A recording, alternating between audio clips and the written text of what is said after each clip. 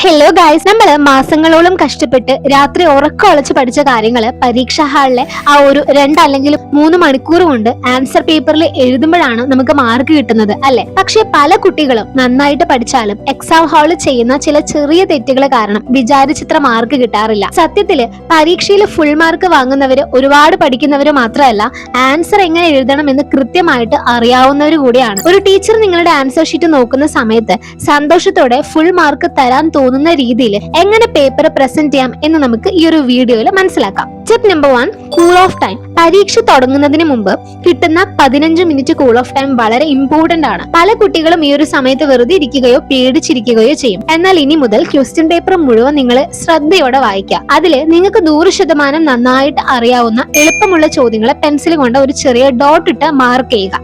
പരീക്ഷ എഴുതി തുടങ്ങുമ്പം ഈ ചോദ്യങ്ങൾക്ക് നിങ്ങൾ ആദ്യം ഉത്തരം എഴുതണം. ആദ്യത്തെ 2-3 പേജുകളിൽ തെറ്റുകളില്ലാതെ നല്ല രീതിയിൽ എഴുതുമ്പോൾ തന്നെ നോക്കുന്ന ടീച്ചർക്ക് നിങ്ങളെ കുറിച്ച് നല്ലൊരു ഇംപ്രഷൻ ഉണ്ടാവും. Number 2, formatting trick. വലിയ വലിയ പാരഗ്രാഫുകളായിട്ട് എസ്സേസ് പോലത്തെ ഉത്തരങ്ങൾ എഴുതി വെച്ചാൽ മൂല്യനിർണ്ണയം നടത്തുന്ന അധ്യാപകർക്ക് അത് വായിച്ചു നോക്കാൻ നല്ല മടി തോന്നും. മാർക്ക് കുറയാൻ ഇത് ഒരു കാരണമാണ്. ഇനി മുതൽ സയൻസ്, സോഷ്യൽ സയൻസ് തുടങ്ങിയ വിഷയങ്ങളിൽ ആൻസേഴ്സ് നിങ്ങൾ ബുള്ളറ്റ് പോയിന്റ്സ് ആയിട്ട് എഴുതുക.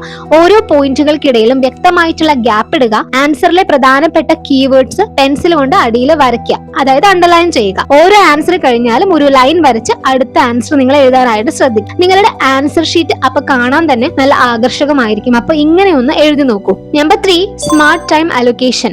മറ്റൊരു പ്രധാനപ്പെട്ട തെറ്റ് ടൈം മാനേജ്മെന്റിലെ പാളിച്ചയാണ്. ചില കുട്ടികൾ 2 മാർക്കിന്റെ ചോദ്യത്തിന് അര പേജ് മുഴുവൻ എഴുതി സമയം കളയും. എന്നിട്ട് ഒടുവിൽ 5 മാർക്കിന്റെ വലിയ ചോദ്യങ്ങൾ വരുമ്പോൾ സമയം കിട്ടാതെ പകുതിക്ക് വെച്ച് നിർത്തി കരയും. ഇത് ഒഴിവാക്കാൻ മാർക്കിനനുസരിച്ച് മാത്രം നിങ്ങൾ സമയം കൊടുത്ത് പഠിക്കുക. 1 അല്ലെങ്കിൽ 2 മാർക്കിന്റെ ചോദ്യങ്ങൾക്ക് 2-3 വരികൾ മാത്രം എഴുതുക.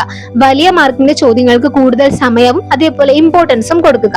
ആൻസർ ഷീറ്റിലെ ക്വസ്റ്റ്യൻ നമ്പറുകൾ കൃത്യമായിട്ട് തെറ്റാതെ എഴുതാനും കൂടെ ശ്രദ്ധിക്കണം. പരീക്ഷ എഴുതി കഴിഞ്ഞാൽ അവസാനത്തെ 5 മിനിറ്റ് പേപ്പർ മുഴുവൻ ഒന്നുകൂടെ നിങ്ങൾ വായിച്ചു നോക്കണം. ക്വസ്റ്റ്യൻ നമ്പർ വിട്ടു പോയിട്ടുണ്ടോ എന്നുകൂടെ ചെക്ക് ചെയ്യണം. ഈ ചെറിയ ചെറിയ കാര്യങ്ങൾ ശ്രദ്ധിച്ചാൽ തന്നെ നിങ്ങളുടെ പരീക്ഷാ മാർക്കിൽ വലിയൊരു മാറ്റം ഉണ്ടാവും.